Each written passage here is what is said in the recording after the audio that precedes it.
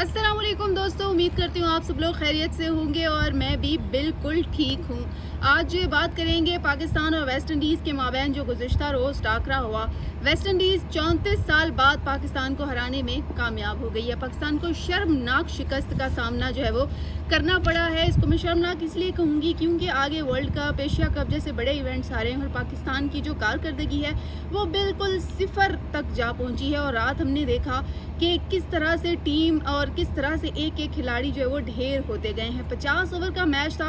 West Indies बड़े अच्छे margin के साथ आई और तकरीबन जो है वो 200 प्लस बल्कि 294 रन्स का उन्होंने हदफ दिया और बदले में पाकिस्तानी टीम 92 रन्स पर ही ढेर हो गई। ना बाबर का बल्ला चल सका, ना रिजवान का बल्ला चल सका और ना ही दीगर जो खिलाड़ी थे जिनमें हसन शामिल है, किसी का भी बल्ला कल कुछ काम नहीं आया और सिर्फ 92 रन्स पर हम ही ढेर हो गए। बाबर आजम से बड़ी तवक्कुआत की जा रही थी लेकिन 23 बॉलों पर 9 रन ही सिर्फ वो बना सके हैं और मोहम्मद रिजवान आए और उन्होंने सिर्फ सिफर ही कारकर्दगी दिखाई। 0 रन पर वो पवेलियन लौट गए। तो ये है जी हमारी टीम की कारकर्दगी। अगर बॉलर्स की बात करें तो नसीम शाह को कल 74 बॉलें पड़ी हैं और इसके अलावा अगर अबरार की बात करें तो उन्होंने भी एक एक विकेट लिया, यानी कि कोई ओवरऑल टीम की कोई ख़ास कारकर्दगी हमें देखने को नहीं मिली है। और 34 साल बाद वेस्ट इंडीज़ की टीम जहां जश्न मना रही हो तो वहीं 34 साल बाद पाकिस्तानी टीम जो है वो अपनी शिकस्त का मुंह जो है वो लिए बैठी है। और ये तमाम तर जो चीज़ें हैं ये हमें बताती हैं कि जो आने वाले इवेंट्स हैं जिनमें एशिया कप है, आइंदा माह हम खेलने वाले हैं, 29 अगस्त को अफगानिस्तान के साथ सीरीज़ होने वाली है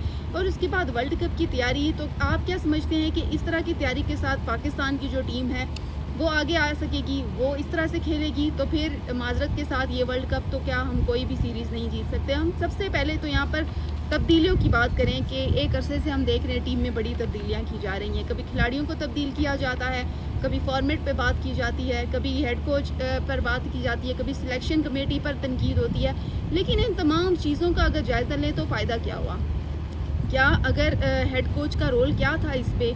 और इतनी गंदी कारकर्दगी दिखाने के बाद आप क्या समझते हैं कि अब किस किस को ज़िम्मेदारी का मुजाहिरा जो है वो करना चाहिए? बहुत ज़्यादा सवालात उठ रहे हैं, कौम जो है वो मायूस हो चुकी है और टीम में जो इतनी तब्दीलियां की गई हैं, नए नए खिलाड़ियों को शामिल किया गया, तो अब तो सुनने में और देखने में यही लग रहा है कि मुस्तकबिल के लिए अब टीम बिल्कुल भी तैयार नहीं, क्योंकि एक कॉम्बिनेशन होता है टीम का। जब भी हम मैचेस कराते हैं तो हम बेसिकली एक कॉम्बिनेशन बनाते हैं, लॉन्ग टर्म के लिए खिलाड़ियों को खिलवाते हैं। लेकिन अब हमने क्या किया कि पिछली कुछ सीरीज़ में बाबर को आउट कर दिया, फिर उसकी जगह फ़खर को हम ले आए, फ़खर को खिलाया, लेकिन क्या हुआ? फिर एक मैच में फ़खर बाहर होता है, बाबर आ जाता है, फिर रिजवान होता है, फिर कैप्टनसी में सवालात उठते हैं। तो हुआ क्या? कुछ भी नहीं हुआ। टीम कॉम्बिनेशन इस वक्त ज़ीरो है, हमारे पास कोई कॉम्बिनेशन इस वक्त मौजूद नहीं है और अगर तब्दीलियों की बात करें तो नतीजा हमारे पास 0 ही है।